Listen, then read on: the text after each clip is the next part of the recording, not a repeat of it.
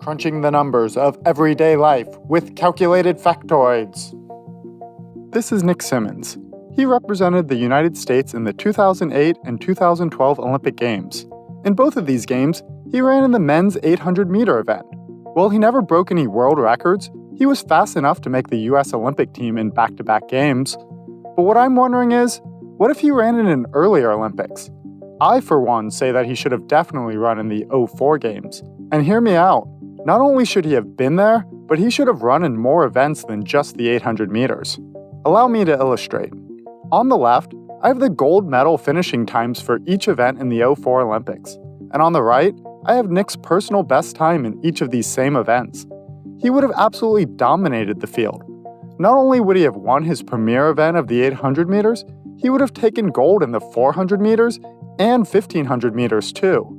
Off the track, he would have performed equally as well in the marathon. His personal best of 3 hours beats out the gold finisher by nearly 30 minutes. That's 4 gold medals in a single Olympics. So that means... Okay. If you weren't suspicious right away, that marathon time should have sounded a little slow to you. I wasn't lying with these results, however I wasn't exactly telling the whole story here. These 2004 times aren't from the 2004 Athens Olympics, but instead, they're from the 1904 St. Louis Olympics. And really quick, before I continue, if you aren't familiar with the 1904 marathon, it's worth a search. That race was just wild. I won't give away too much, but I will say that strychnine played a big role during the run. Yes, the poison.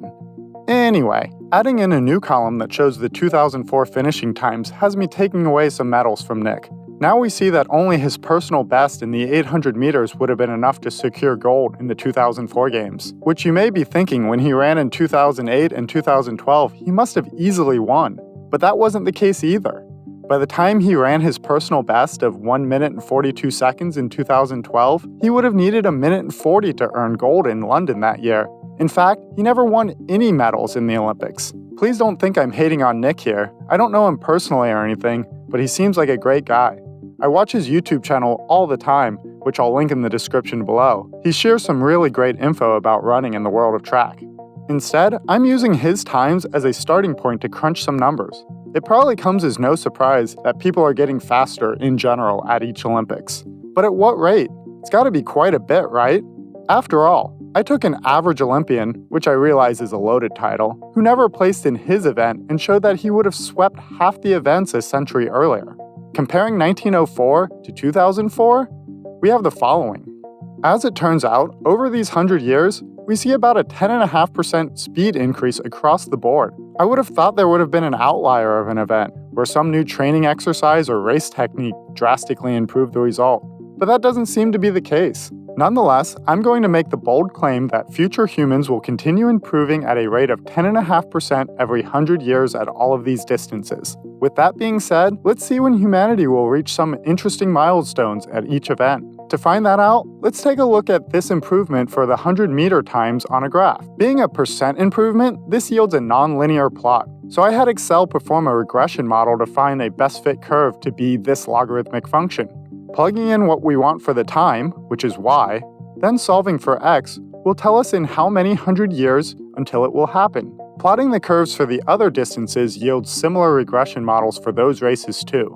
So now let's get to those milestones. The first, and perhaps smallest seeming improvement, could happen in just a few years, at the 2024 Paris Olympic Games. That's when a 200-meter runner should clock in at under 19 seconds. Just a bit later, at the 2088 Games is probably where the most exciting milestone would be set. Here we should expect to see a sub-9-second 100 meters. And at the next Olympics, the 2092 crowd will be treated to a sub-40-second 400 meter. Getting a bit more aggressive on milestones and looking to the middle distances, we should see some great times in the 22nd century. At the 2132 Olympic Games, 800 meters could be run in under 90 seconds. Conveniently, that's exactly how fast you can build your own website using today's sponsor. Oh wait, I'm not sponsored. Anyway, this is 2 laps around the track faster than most people can lace up their shoes and then decide they'd actually not go for a run today. Continuing right along, at the 2184 Games, we'll get the sub-3-minute 1500 meters. That's someone sprinting 4 times around the track faster than us normal folks can even start our running playlist. Going beyond aggressive and into my usual realm of absurd, I wondered at what point a human could match the speed of a cheetah. With cheetahs being able to reach speeds of 60 miles per hour, let's say if a runner averaged 55 miles an hour during their 100-meter run, their top speed would easily be another 5 miles per hour on top of that to account for starting from a standstill. Thus, that takes us all the way to the 3004 Olympics, where those lucky viewers will see a gold medalist crossing the finish line in a hair over 4 seconds. This speed would be enough to keep up with most modern sports cars in a 100-meter race. But we all know the quarter mile, or roughly 400 meters, is the yardstick by which we measure cars. Well, just wait for the 31:16 games to watch humans zip around one lap of the track in around 15 seconds, or faster than most of today's average sedans and SUVs. And at this point, I think I've gone far enough. Before you beat me up in the comments, I realize humans may be reaching the top of their running potential on the track. It's pretty widely known that modern athletes train a bit more seriously than those in the early 20th century. For instance, Jesse Owens was a lifelong smoker, but he still smoked the competition in the 1936 Olympics by winning 4 gold medals. By contrast, in an interview with Usain Bolt upon his retirement, he stated that he was simply looking forward to eating cookies again, and he's only ever won 3 golds in a single Olympics. But you never know what the future could hold. Either way, I thought it would be fun to run the numbers to see what it would look like if track times continued to improve as they had in the past. So having seen all this, I'd love to hear your thoughts on the future of track times in the comments below.